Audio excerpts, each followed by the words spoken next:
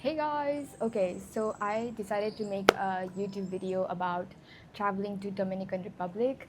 I am in Dominican Republic right now. It's 30 plus degrees. It's so hot. I'm literally sweating through my back and my upper lips, but we're gonna do this video, talk about everything that you need to know coming to Dominican Republic as someone who is either residing in Canada as a temporary resident or a permanent resident, or if you're a citizen. So if you have a Canadian passport, then you really need nothing to come here, you're good. But for me, I have Canadian PR card. So for me to come here, I have to have the PR card. I have to have the flight ticket. And something that you need is you need to apply for a e-ticket, which will give you a QR code to enter and depart from Dominican Republic. I feel like I got right into it, but I feel like that's better that way, so that the video is not too long. Another thing is when you book your hotel, you can book it like what we did was we booked flight tickets separately and we booked the hotel separately. And Nimish is a work permit holder, so even for him, he has to have his work permit with him so that when he re-enters Canada later, we have to show that in immigration.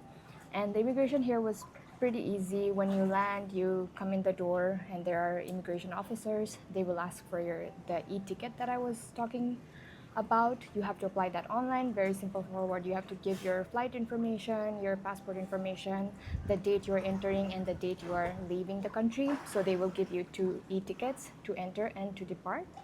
So the immigration officer will ask you for that e-ticket. The flight that you landed is obviously going to be there. And I'm sweating. And then you also need like your status, like a document that proves your status in Canada. So usually if you have a Nepali passport and you don't have Canadian or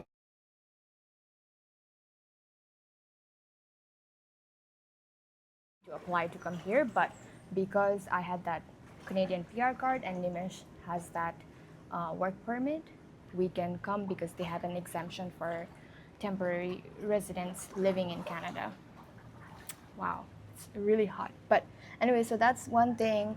Another thing is like when last time we went to Mexico, I got really sick. So I think I've been living in Canada and we're not really exposed to different kind of microbes.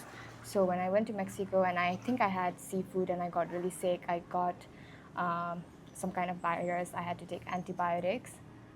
So that was not fun. So this time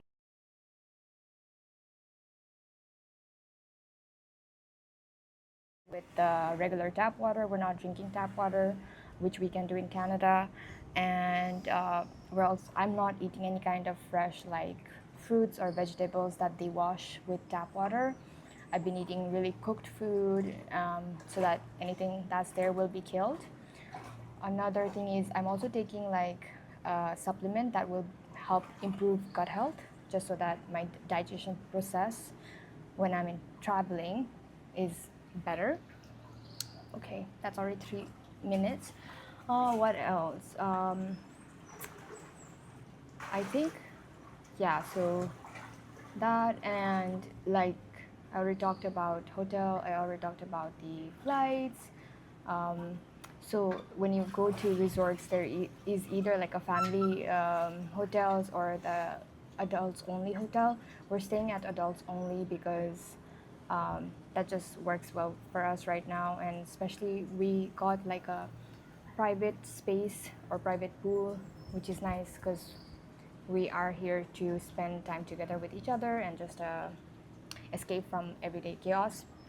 So that, and yeah, when you come to Dominican Punta Cana, you can either use Uber to go to your hotel, and if your hotel already offers some kind of service to pick you up from shuttle, then you can also offer that. But if not, Uber is pretty much the same in Canada, nothing different.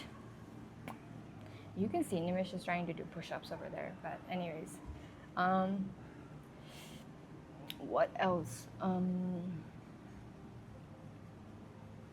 Yeah, it's pretty straightforward. I would say there's not too much details that I have to share. Um, just being very careful with what you eat so that you don't want to, spend your vacation being sick. A lot of the times you hear a lot of people getting sick because of the food.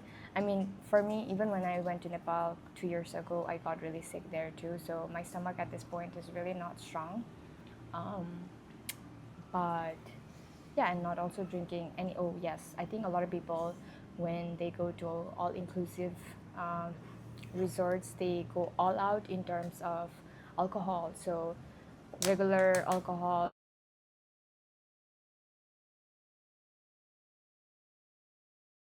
from a lot of places, so like something to think about if you want to risk being sick or not.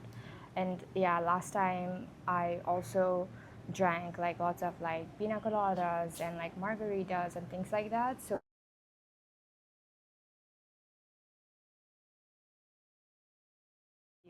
factor.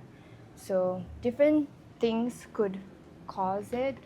So I think it's better to be safe than sorry when you're traveling. And I think that's everything to think about when you're traveling here. Other than that, yeah, let me know if you guys have any question in the comments.